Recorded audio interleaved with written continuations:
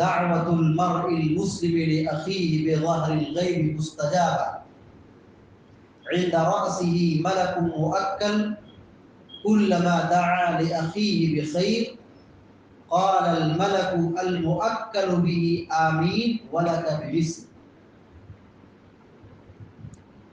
مسلمان آدمی کا دعا کرنا اپنے مسلمان بھائی کے حق میں، یہ دعا اللہ تبارک و تعالیٰ کے یہاں قبول کی جاتی ہے. یعنی ہم اپنی دعا میں جب ہم اپنے مسلمان بھائی کے حق میں کچھ دعا کرتے ہیں کہ اللہ تعالیٰ اس کو اولاد کی نعمت سے نوازے، اللہ تبارک و تعالیٰ اس کو عافیت کی زندگی دے، سلامتی دے، اولاد دے، مال میں برکت دے، کاروبار میں برکت دے، تجارت میں برکت دے، اس کی مشکلات کو دور کر دے، اس کو شفا دے دے، جو بھی ہم دعا کرتے ہیں اللہ تبارک و تعالیٰ اس دعا کو قبول کرتا ہے. عند رأسه ملک مؤکل، جب ہم یہ دعا کرتے ہیں اپنے مسلمان بھائی کے حق میں تو ایک فرشتہ اللہ تبارک و تعالیٰ ہمارے سر کے پاس مقرر کر دیتا ہے. یعنی ایک فرشتہ بھیجتا ہے، وہ فرشتہ ہمارے سر کے پاس آتا ہے.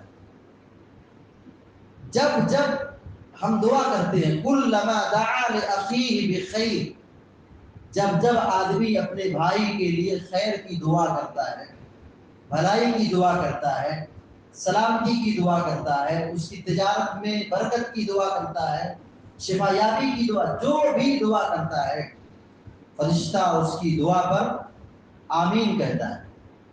قال الملک المؤکل به آمین، فرشتہ جو اس کے سر کے پاس متعین کیا گیا ہے وہ فرشتہ آمین کہتا ہے. آمین کا مطلب کیا ہوگا؟ اے اللہ تو قبول کر دے. یعنی فرشتہ بھی دعا کر رہا ہے، اللہ رب العالمین سے فریاد کر رہا ہے اے اللہ اس کی دعا کو قبول کر لے. فرشتہ کہہ رہا ہے وَلَكَ بِمِثْلٍ، پیارے نبی صلی اللہ علیہ وسلم کہتے ہیں فرشتہ یہ بھی دعا کرتا ہے تمہارے لیے بھی ایسا ہے. یعنی ہم کسی آدمی کے حق میں یہ کہتے ہیں کہ اللہ تعالیٰ اس کے کاروبار میں برکت دے، اس کے مال میں برکت دے، اس کی اولاد میں برکت دے، اس کو ہر قسم کے شر سے بچا، اس کو فتنے سے بچا. تو ہم دعا کرتے ہیں، خیر کی دعا کر رہے ہیں. تو جو دعا ہم اپنے بھائی کے لیے کر رہے ہیں فرشتہ ہمارے لیے اللہ تعالیٰ دعا کرتا ہے، اللہ تعالیٰ اس دعا کو قبول کرتا ہے. اس حدیث میں دعا کی ایک بڑی فضیلت بیان کی گئی ہے. کون سی دعا؟ جب ہم اپنی دعا میں اپنے مسلمان بھائی کے حق میں دعا کرتے ہیں تو وہ دعا قبول بھی ہوتی ہے اور مزید فرشتہ اس دعا پر آمین کہنے کے ساتھ ساتھ وہی دعا ہمارے حق میں کرتا ہے اور اللہ تبارک و تعالیٰ دعاؤں کو قبول کرتا ہے. اب ہم اپنی حالات پر، اپنی زندگی پر غور کریں کہ ہم اپنی دعاؤں میں اپنے بھائیوں کو کتنا یاد رکھتے ہیں. ہمارا مزاج بنا ہوا ہے، ہم لوگوں میں سے اکثر کی حالت ایسی ہے کہ ہم اپنے سگے بھائیوں سے ناراض ہیں. برسوں بات چیت بند ہے، آنا جانا بند ہے، ملاقات نہیں ہوتی. دوسرے مسلمان کے ہم بات کیا کریں؟ سگے بھائیوں کا معاملہ ایسا ہے. یا پھر ہم اپنے مسلمان بھائیوں سے دشمنی رکھیں، اس کے پیٹھ پیچھے غیبت، بد دعا، لعنت. دعا کہاں سے کریں؟ ہم تو بد دعا بھیج رہے ہیں، ہم تو اس کی غیبت بیان کر رہے ہیں، اس کو برا بھلا کہہ رہے ہیں، اس پر لعنت بھیج رہے ہیں. مزاج بنا ہوا ہے. پڑوسی سے ناراض ہے، ہماری مائیں اور بہنیں بھی سن رہی ہیں، ان کے اندر بیماری زیادہ پائی جاتی ہے. کوئی معمولی سی بات ہو گئی، چھوٹی سی بات ہوئی، ایک بات کو لے کر کے رائی کا پہاڑ بنانا، فتنہ برپا کرنا، برسوں ناراض رہنا بہت بڑا گناہ ہے، بہت بڑا جرم ہے. اپنی دعاؤں میں اپنے لوگوں کو، اپنے بھائیوں کو، اپنوں کو دوست احباب کو, رشتے دار کو یاد رکھنا چاہیے. دعا کے بعد بھی ان سے اچھے تعلقات برقرار رکھنا چاہیے.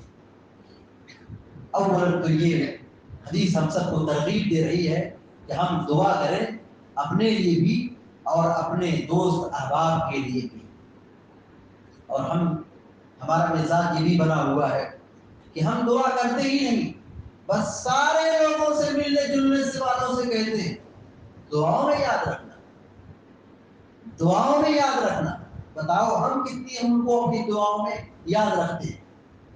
ہم تو سب سے مطالبہ کر رہے ہیں, ہم پڑھے لکھے لوگوں سے مطالبہ کر رہے ہیں, بڑے بزرگ سے مطالبہ کر رہے ہیں, آنے والے مہمانوں سے مطالبہ کر رہے ہیں.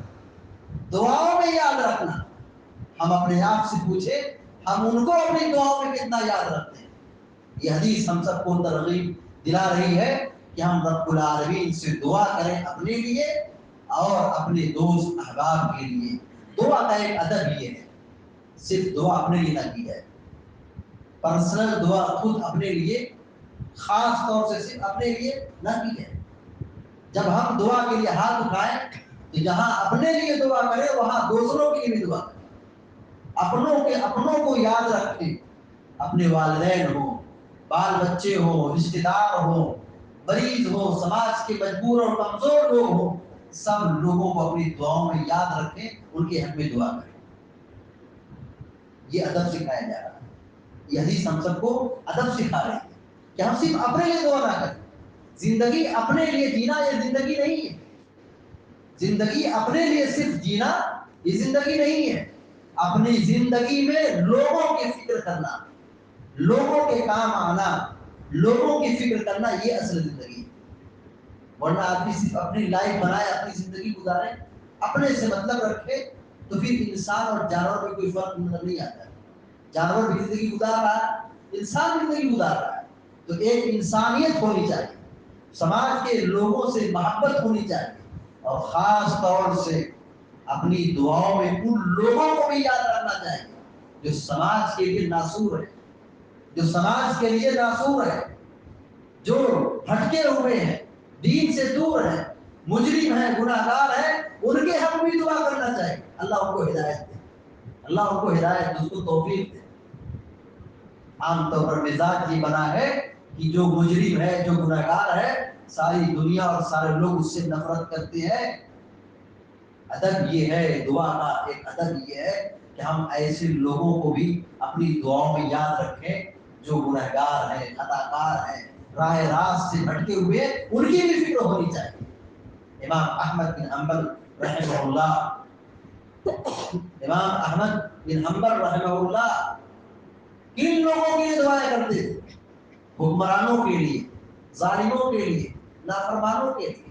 ہمارے اسلاف کی یہ تاریخ رہی ہے. تو اپنی دعاؤں میں جہاں اپنوں کو یاد رکھتے تھے, ایسے ہٹکے لوگوں کو بھی اپنی دعاؤں میں یاد رکھتے تھے. پیارے نبی صلی اللہ علیہ وسلم نے دعا کی تھی مکی زندگی میں, جب مکہ میں ظلم عام ہو رہا تھا, مسلمانوں کو مکہ میں رہنا دشوار ہو رہا تھا اور بہت سارا ظلم ڈھایا جا رہا تھا. اس موقع پر پیارے نبی صلی اللہ علیہ وسلم نے یہ دعا کی تھی کہ اللہ تعالیٰ جو تیری نگاہ میں دو آدمی تیری نگاہ میں جو پیارے ہیں, عزیز ہیں, امت کے حق میں نفع بخش ہیں, ان کو اسلام کی توفیق دے. ایک کا نام ابو جہل تھا, دوسرا نام عمر بن خطاب رضی اللہ تعالیٰ عنہ تھے. اللہ نے عمر کو اسلام کی خدمت کے لیے, مسلمانوں کی خدمت کے لیے چن لیا, ان کو ہدایت دے دی. تو ہدایت کی فکر ہم سب کو ہونی چاہیے, ان کے حق میں دعا کریں کہ اللہ تعالیٰ ان کو ہدایت دے. یہ بہت بہت اہم حدیث ہے, ہم سب کو یہ تعلیم دی رہی ہے کہ ہم دعا کریں اور اپنی دعاؤں میں لوگوں کو یاد رکھیں. اپنے والدین ہو, رشتے دار ہو, اساتذہ ہو, علماء ہو, قوم کے محسن ہو, ذمہ دار ہو, یا قوم کے جو ناسور ہیں, بگڑے ہوئے لوگ ہیں, ان کی ہدایت کی فکر ہم کریں, ان کو اپنی دعاؤں میں یاد رکھیں. لوگ بڑی شکایت کرتے ہیں, بہت سارے مسائل آتے ہیں, ہمارا بیٹا نافرمان ہو گیا ہے, ہمارا بیٹا ہر مجلس میں اپنے بگڑے بیٹے کی شکایت کرتے ہیں. ذرا پوچھو ان سے کیا اپنی دعاؤں میں اپنی بگڑی اولاد کی ہدایت کے لیے دعا کرتے ہیں؟ نہیں کرتے. ہم اپنی دعاؤں میں اپنی بگڑی اولاد کی ہدایت کے لیے دعا کریں. اللہ رب العالمین سے دعا کرتے ہیں کہ اللہ تعالیٰ ہم کو آپ کو سارے مسلمانوں کو نیک عمل کرنے کی توفیق عطا فرمائے، اور اس حدیث کے مطابق ہم سب کو اپنی دعاؤں میں مسلمانوں کو، خاص طور سے بھائیوں کو یاد رکھنے کی توفیق عطا فرمائے، آمین یا رب العالمین۔ وصلی اللہ علی نبینا محمد وعلی آلہ وصحبہ۔ السلام علیکم۔